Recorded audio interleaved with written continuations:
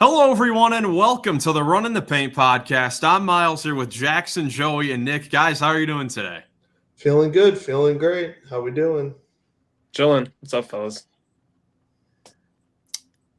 Doing All great. right. Jackson, you got to say something. We're always waiting. I'm doing great, man. Listen, Doing great, just like all of us. Well, welcome to this episode. Not sure exactly what to call this one. Hopefully, you tuned into our April Fool's episode that we put out earlier here today. If not, make sure you check that out. That's going to be a fun one that we're about to record here next. But so much has happened over the weekend that we had to make a separate video to talk about all the news that happened over the weekend. So before we get into that, let's do Pirtle so we can get a Pirtle out of the way here for this episode. Jackson, you have a player in mind? Who should we guess for our first player? I mean, I heard this guy likes to fight a little bit. He's been on a couple teams. It's Mr. kicked out of his own friend group, sent to Minnesota, Dante DiVincenzo. Oh, Dante DiVincenzo. Heck yeah. Let's see. Great guess, guys. We are having the worst luck with first guesses. Listen. I can work with that. And he's also the number 0, so that's going to make this even difficult. No, that's a great guess. I don't know what you're talking about. All right. Yeah. Well, so this guy, it's another old guy. I feel like we've gotten a lot of veterans recently. What about Chris Middleton? What number is he even now? Is he still number 22? I think he's 4. Didn't he change to 4? Or no, he's number 32 with the Wizards. But it's going to be a 6'5", 6'6" older player in the East. I mean, Chris Middleton might be 6'7". That's a pretty solid guess. 6'7". We can get some more off that. We got to shoot for what we can get off. Yeah, we got to get over the KCP. No, wait, he's not a guard. He's not a guard. They might classify Middleton as a guard. All right, let's just try Middleton. Let's just do Middleton, see what happens. You never know. Okay, Eastern Conference forward. Okay, so 34, 35 years old. In the Central or Northeast divisions between the numbers like 3 and 29. All right. Smaller forward. Small forward who's old in the East. Okay, I feel like we could get it off of just this stuff. I agree. 6'6" or 6'5" forward. How old is Kelly Oubre? Yeah, I don't think he's that old. I don't think he is. Because this is going to be like one of the 10 to 15 oldest players in the league. Like old guy. I mean, Paul Reed. It's pretty old. He won't be that. He's not that old. Years old, yo. I don't even know if he's on the Sixers. Paul Reed ain't that. Tobias? Oh, there's a good guess. Tobias. But he's not 34, is he? I was oh no, PJ Tucker is like 38. PJ Tucker is older than the world. Yeah, he is quite old. Sheesh, 34, 35 years old. Let's go through these teams, man. I don't know what number Tobias is on Pistons. So. He's number 12. Could it be like George Niang? Niang. He's like 28. Yeah, I don't think he's that old. Man, I seriously think we could get this. I thought Tobias too. I like that idea. But all right, let's go Tobias. We'll see what we get here. I think he might be like 30 because he suggested it first. If it's right, good job, Joey. I think he might be 30. Wow, thanks. Oh, but he wears number 12. Hey, Joey. And he's not in the Central. So not in the Central. And he's like. All right, so number 12 for the Knicks. No one. I don't know anything about numbers. I'm not going to Celtics, no. Let's see.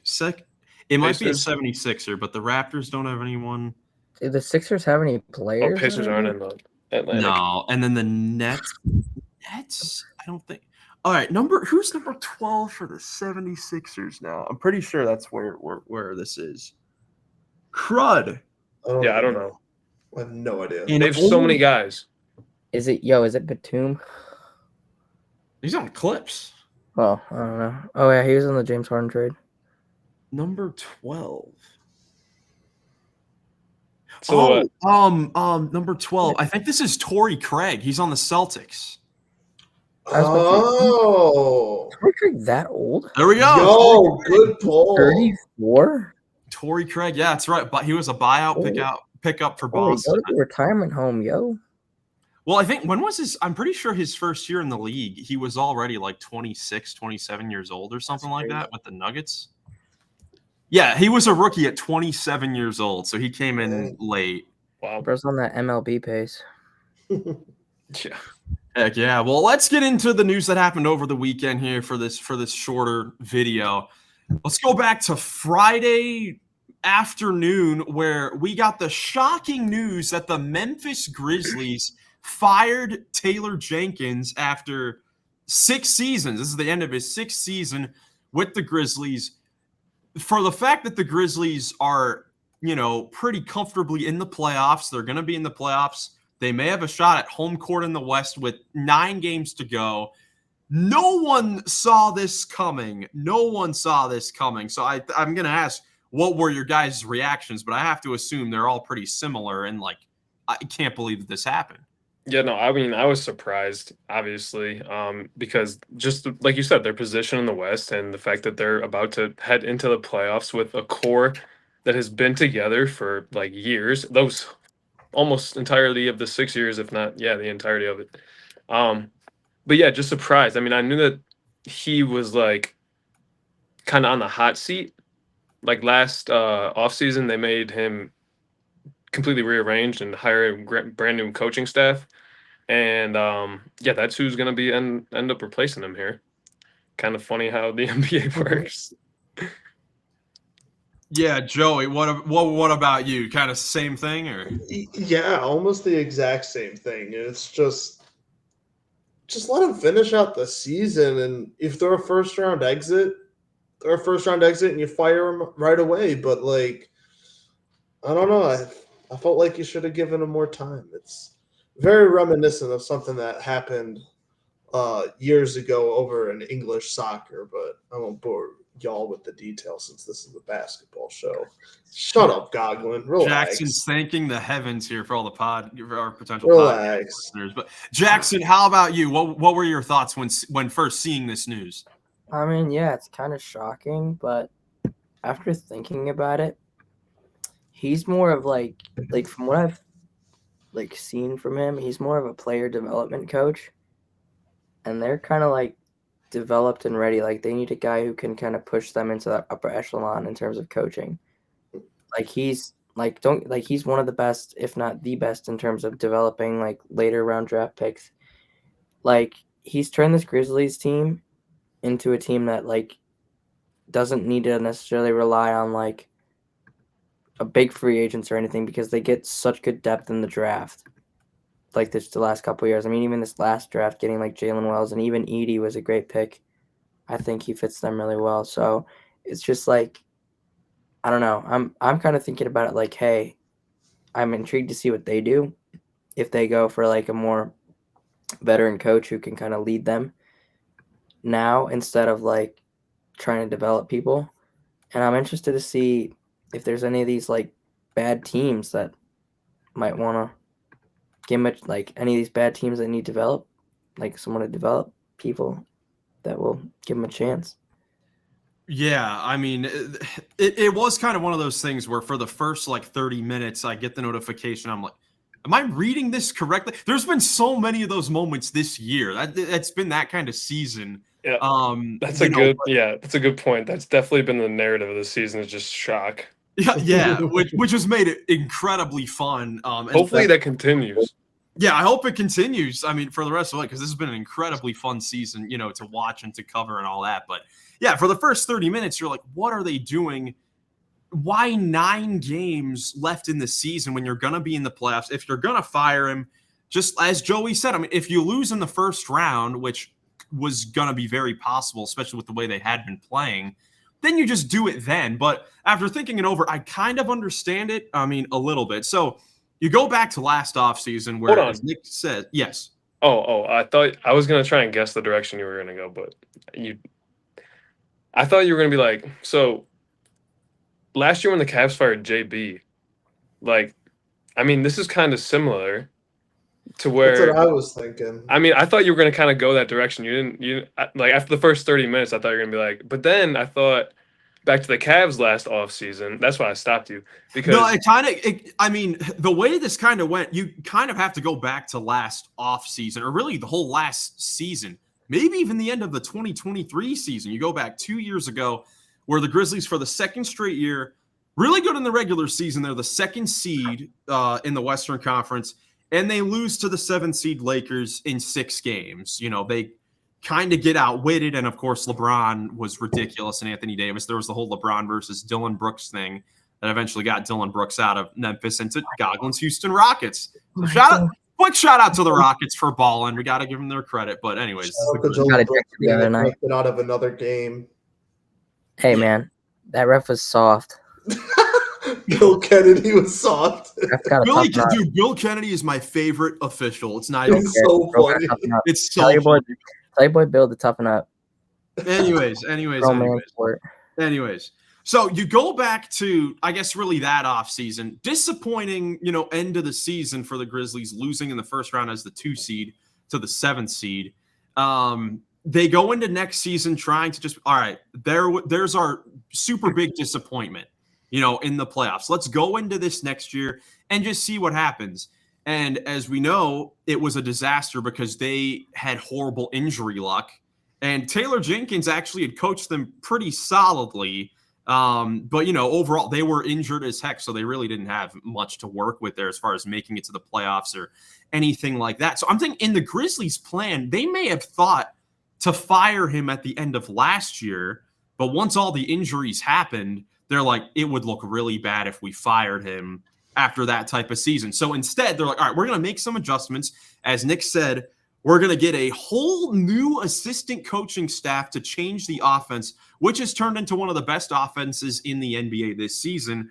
But one of the stranger things is that it didn't rely on like any screening or ball or pick and roll movement. I'm pretty sure they rank last in the league in on-ball screens per game and pick and rolls, which is something kind of strange when you think about the bigs that they have, especially Edey.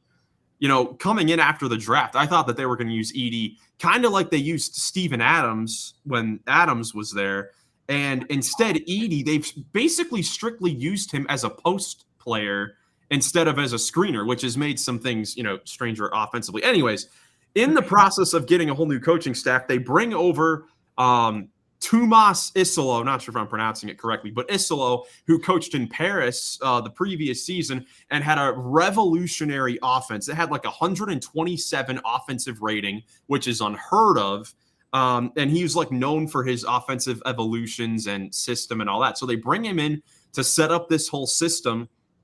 Over the second half of the season, the Grizzlies were struggling with beating, good teams. That's the big story here that came out after the firing happened, is that since like the beginning of February, their only win against a winning record team was the Dallas Mavericks on March 8th when they were missing like 7 to 8 players, which is not good if that's your only win against a winning team. So with the direction that the Grizzlies were going in of we might lose in the first round again and then fire Taylor Jenkins, they may have taken the route to just, see what they have in Isolo for the rest of the season now. And also for the fact that, kind of as Jackson said, there are going to be teams potentially at the bottom of the standings that are going to open up coaching vacancies. And Isolo was going to be a top coach on the market just because of how well he did overseas. So the Grizzlies could be thinking, all right, instead of having him on the market and potentially losing him when he's the guy we actually want, let's fire Taylor Jenkins and just make him our guy now. That's what I think it could be. As I say, this is definitely a trial run for him, a good trial run to see like, hey, if you want to be here long term, like you get other opportunities, but you can really prove yourself here and then just continue building on it next year as well, instead of going someplace else and starting brand new. Yeah, I mean, at the end of it, I do also think it was the right decision. I like the move because I agree. If there's reports coming out like he's lost the locker room and there's star players that don't respect or trust, and like I see videos on social media like the Grizzlies are down 20 and Taylor Jenkins is dancing in the huddle. Like, I don't know how true that is. That's what I saw. That would be wild. And there was a video of him dancing in the huddle. I don't know if they were actually down 20 or not. That's insane. But you give the team a chance to, like, get some momentum have a little runway here with the playoffs, just see what happens with the new coach, and then try and roll it into next season. That's why I kind of brought up the Cavs. Like, I feel like it's kind of relatable to like their situation last year. Imagine if they would have fired JB with 2 weeks to go in the regular season. Yeah. That's the thing that just makes it strange. Like, I think it was the correct firing. It's just that we've never, ever, ever, to my knowledge, seen something like this where a playoff team fires their coach with 10 games left in the season. Like, it's almost unheard of. That's why it was so shocking. Like, what good team would actually, do that? Even if you're a bad team, you usually just let the guy see it out. You're not going anywhere anyways. There's no rush, really. We'll just wait till the offseason. And I thought that that's what they were going to do as we lose Nick for one quick second. He's back now. Yeah, so it'll be interesting to see what the Grizzlies end up doing. The first game that under is Folllow, they lost by 7 to the Lakers, but it was a good high-scoring game. The Lakers have been playing, solid basketball with the way that Reeves and Luka have been playing in that backcourt. It's been ridiculous.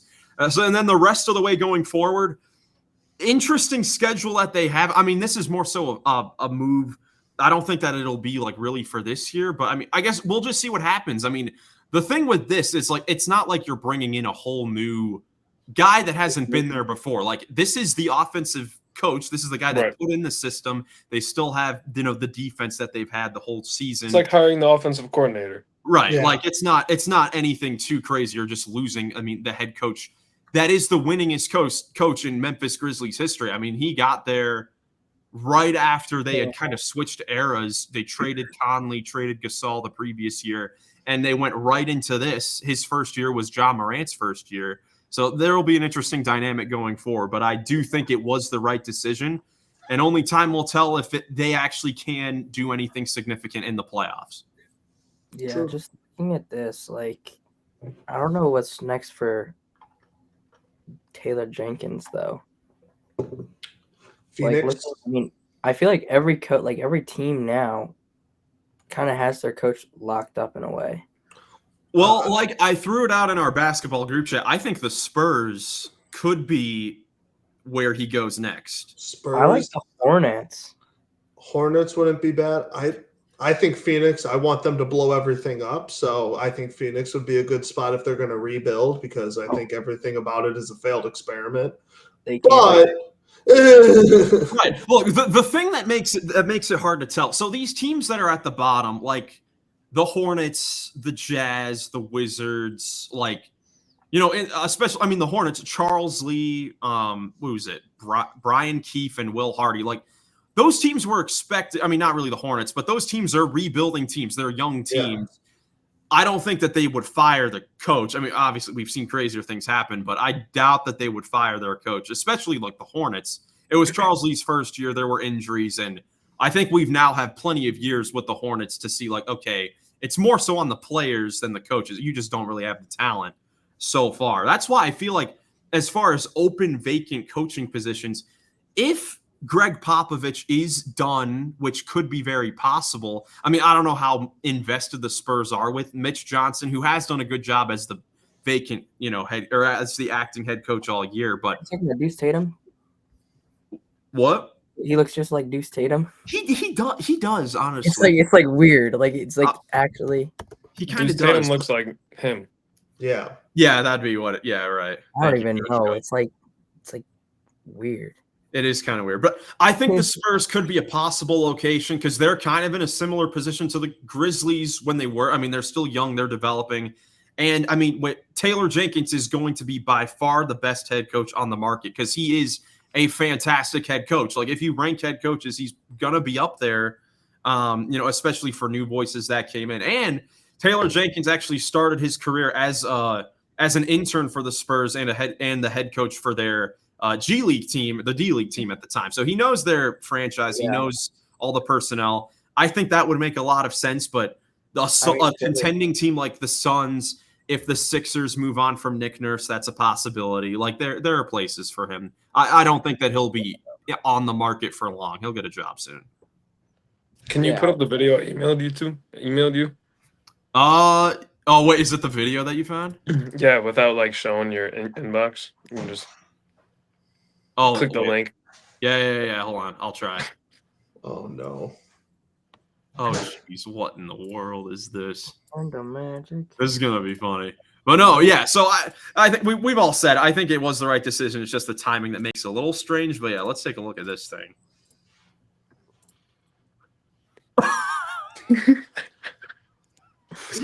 He's dancing with. He's legit dancing. It says they were down 20. I don't know if they were or not.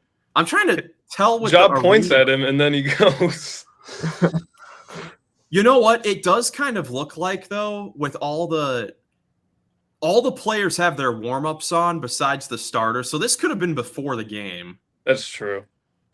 I'm going to go with that. I'm going to assume it was before the game, or maybe it was at halftime and they were down by 20. But yeah, either way, just crazy news. But what may have been crazier was on Sunday night. Detroit Pistons and Minnesota Timberwolves got in one of the biggest NBA fights that we have seen recently that got 7 people ejected. This was unbelievable. And coaches. Yeah, 7 people. That's why I said people. 7. Yeah, sorry. It's incredible. Yeah, 5 players, JB Bickerstaff and Pablo Prigioni did not Knicks have legend on my bingo card this Just year. NBA legend Pablo Prigioni. Hey, Rockets legend Pablo Prigioni. But yeah, man, this was unbelievable. Yeah, dude, when a fight like spills over into the crowd, I mean, that is not something you'd like to see. I'm gonna go out on a wild guess for Detroit. Was it Isaiah Stewart? Oh yeah. Well, first it was Ron Holland. Yeah, that's like Dante. There was a build-up in the plays leading up to it where Nasri and Ron Holland were talking and playing with some physicality, and then Nas. It was just a regular foul that Ron Holland like went for the ball, and then Nas kind of wagged his finger in his face, and then they pushed each other, and then yeah, Isaiah Stewart was on the court. So that's what I didn't understand about that part. Like that, it was really Dante DiVincenzo, though. I'm sorry. Yeah, it was Dante. Yeah, it for sure was. But like the Ron Holland foul was just a normal foul. Like I didn't like what was the big deal? But it shows. I mean, the Pistons all year long, and it's a huge reason why they've tripled their win total from last year, first time ever in an 82-game season. Shout out to the Pistons for a fantastic season. I mean, it's a huge reason. The identity that they've gotten of being a physical team that's not going to back down, going even to their rookie Ron Holland. He's gotten in a few scraps this year. I mean, it's kind of both sides of the coin. I mean, obviously, it's great that you're not scared of anyone, but in the long haul, I mean, I feel like this could be something that they could get taken advantage of in the playoffs, and the wrong people could get involved. I don't know. I feel like there are both sides to the coin with a team like them. Yeah, too bad Timberwolves got the last laugh. They were doing Malik Beasley's dance on him at the end of the game. Oh my goodness. They were. I love Isaiah Stewart yelling into the crowd, Detroit. Yeah, I mean, hey, he's one of those guys that I'm sure, like, most NBA fans, unless they're, like, into all the fights, are, like, probably like, what is this guy do? He does nothing in basketball but fight. But if you're a Piston fan, you love him, and you got to respect those types of guys. And he has had a pretty good year. He's accepted his role. He's bought in just like all those guys. But, yeah, man, that was just crazy to see because you never see those. But, yeah, those are the quick news that happened over the weekend. We will be back. For the full Friday for the regular podcast. But again, make sure you check out the April Fool's episode. I'm excited to go in and record it right now. I'm sure it's going to be a lot of fun. So make sure you tune in. Make sure you hit the like button, subscribe for more NBA content. Hope you guys have a great rest of your day, and we'll catch you in the next one. Peace.